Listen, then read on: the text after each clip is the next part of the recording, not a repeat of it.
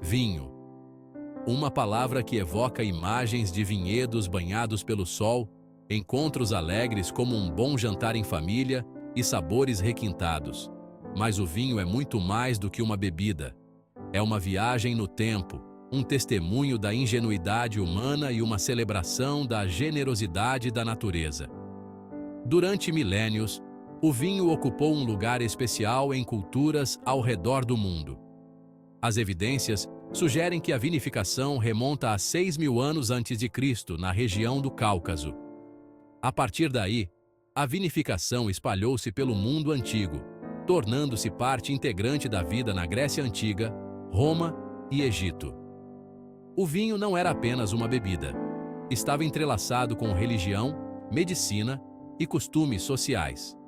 Os antigos gregos adoravam Dionísio, o deus do vinho e da folia.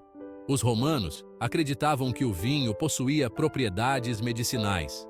Ao longo da história, o vinho tem sido um símbolo de hospitalidade, celebração e identidade cultural. Um dos aspectos mais cativantes do vinho é a sua capacidade de captar a essência de um lugar. Este conceito, conhecido como terroir, abrange todos os fatores ambientais que influenciam o caráter de um vinho. É a razão pela qual um Chardonnay da Borgonha tem um sabor dramaticamente diferente de um Chardonnay da Califórnia. O terroir é uma interação complexa de elementos. O clima desempenha um papel crucial, pois a luz solar, a temperatura e a precipitação afetam diretamente a maturação da uva. A composição do solo, com a sua mistura única de minerais e nutrientes, também deixa a sua marca. A topografia, incluindo altitude, declive e exposição ao vento, molda ainda mais o desenvolvimento das uvas. Até mesmo a intervenção humana, desde as práticas de gestão da vinha até as técnicas de vinificação, contribui para a expressão do terroir. O enólogo atua como um maestro, orientando a transformação das uvas e respeitando as características únicas conferidas pela natureza. A jornada da vinha para o vinho começa com a humilde uva. Existem inúmeras castas de uvas, cada uma com a sua própria personalidade e potencial.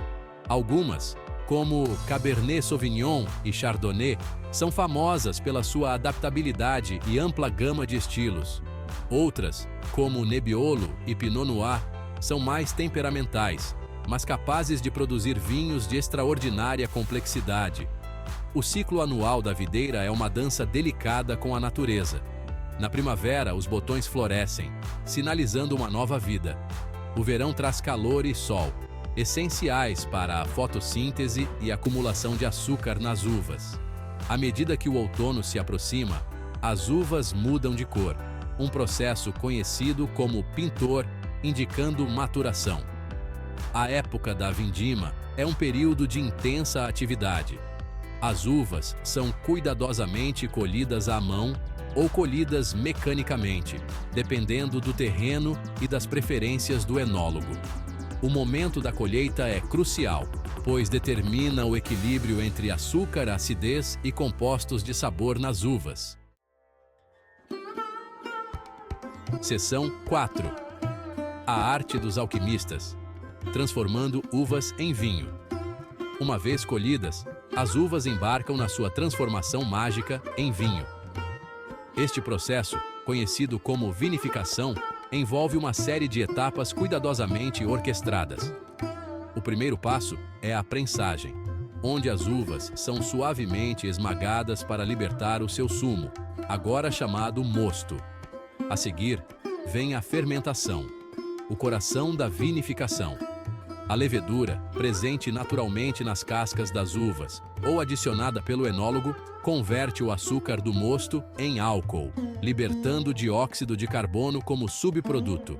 Este processo pode levar dias ou até semanas, dependendo do estilo de vinho desejado. Após a fermentação, o vinho sofre fermentação malolática, uma fermentação secundária que converte o ácido málico azedo em ácido lático mais suave. Este processo adiciona complexidade e completa a acidez do vinho. O vinho é então clarificado, removendo quaisquer partículas sólidas e transferido para barris de carvalho ou tanques de aço inoxidável para envelhecimento. Seção 5. A arte da paciência. Envelhecer e amadurecer o vinho. O envelhecimento é uma fase crucial no desenvolvimento de um vinho, permitindo que os seus sabores se integrem e amadureçam. Os vinhos tintos, com o seu maior teor de taninos, normalmente beneficiam de períodos de envelhecimento mais longos em barris de carvalho. O carvalho confere aromas à baunilha, especiarias e torrefação, adicionando complexidade ao perfil do vinho.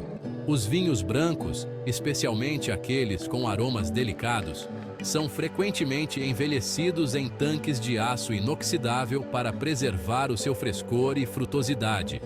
No entanto, alguns vinhos brancos, como o Chardonnay, podem beneficiar do envelhecimento em barril, o que adiciona riqueza e complexidade. As condições ideais de envelhecimento são frescas, escuras e úmidas, com um mínimo de flutuações de temperatura. As caves de vinho, naturais ou climatizadas, proporcionam o ambiente perfeito para os vinhos envelhecerem com elegância. À medida que o vinho envelhece, ele passa por uma série de reações químicas que suavizam os seus taninos, desenvolvem os seus aromas e criam um equilíbrio mais harmonioso. Seção 7. Uma sinfonia de sabores. Apreciando a arte da vinificação. Da vinha ao copo, a vinificação é um testemunho da ingenuidade humana e da arte da natureza. Cada etapa do processo, desde o cultivo da uva à vinificação e ao envelhecimento, contribui para a qualidade e o caráter do produto final. Ao saborear um copo de vinho, reserve um momento para apreciar a dedicação e a paixão que foram investidas na sua criação. A perícia do enólogo em orientar a transformação das uvas, a interação do terroir e a passagem do tempo culminam numa sinfonia de sabores que encantam os sentidos. Quer seja um conhecedor experiente ou esteja apenas a começar a explorar o mundo do vinho, há sempre algo novo para descobrir. Então, levante um brinde à arte da vinificação e aproveite a viagem.